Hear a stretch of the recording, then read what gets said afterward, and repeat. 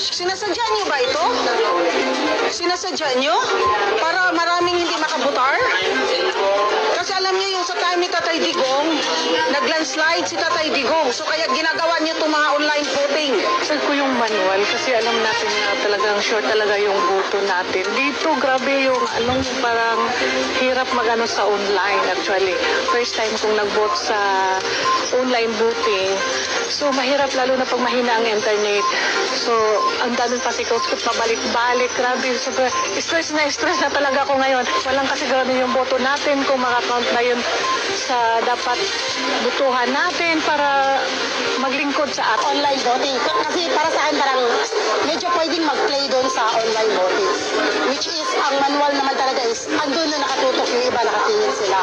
So, mas prefer ako. For me, I prefer the manual voting. Sorry, wala akong idea kung kailan ang boto. Nagkataon nung kaninang umaga, nag-chat-chat kami. Tapos sabi niya pwede na daw mag-boto. Kaya pumunta ako. Kahit sa pagboto lang ako makatulog. Sana naman yung sa online voting, sana itigil na. Ayaw ko kasi. Ang daming nai-stress ganito. Kahit mga kaibigan ko. Ano ba itong eleksyon na ito? Walang magagawa ng iba. Hindi na ayaw ng iba. Dahil sa online ng online.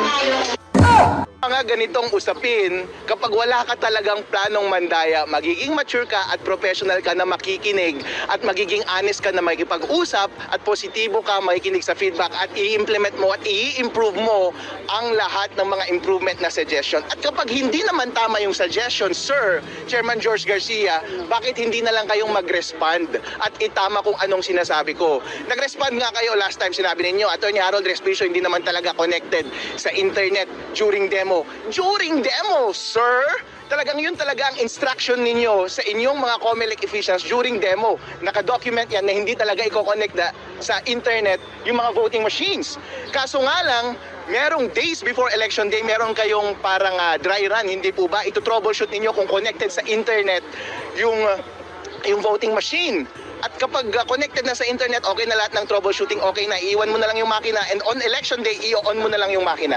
Walang explicit na instruction doon sa ACM rules, ACM procedures, Annex B ng COMELEC Resolution 11098 na nagsasabi na tanggalin mo muna sa internet yung voting machines bago at habang nagpiprint ng election returns. Inuulit ko, ang tanging hinihiling ko lamang sa iyo, Chairman George Garcia, is i-amend mo yung ACM procedures at maglagay ka lang ng isang sentence doon, wag i-connect sa internet yung voting machines on election day bago at habang nagpiprint ng election returns. Ano po? Pinili ko lamang ang tama.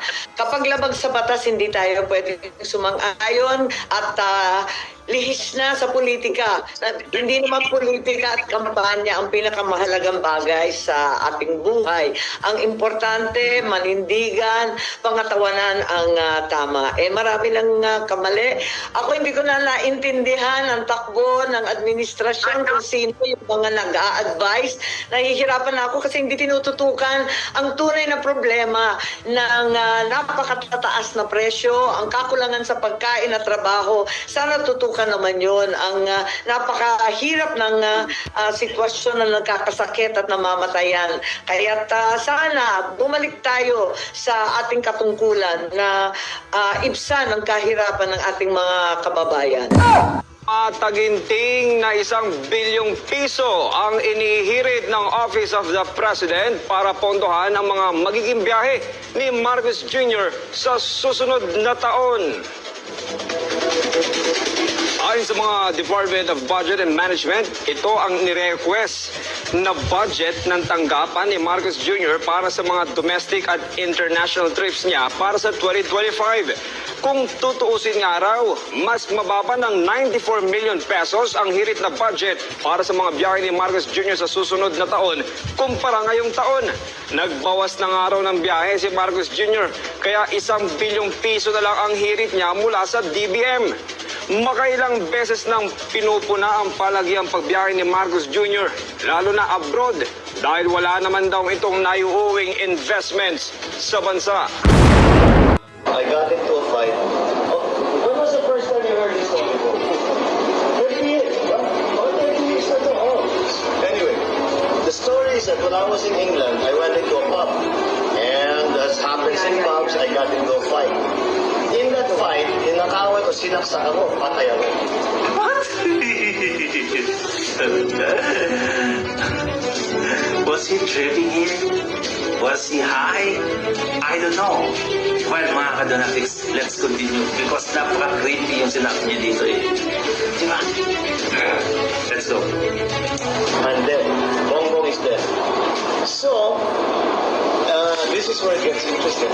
My parents then decided to find another boy who looked like me, who was the same age as me, and present that as me, or their son, to the public. And that the person you see now is the replacement, not the original. That's the story.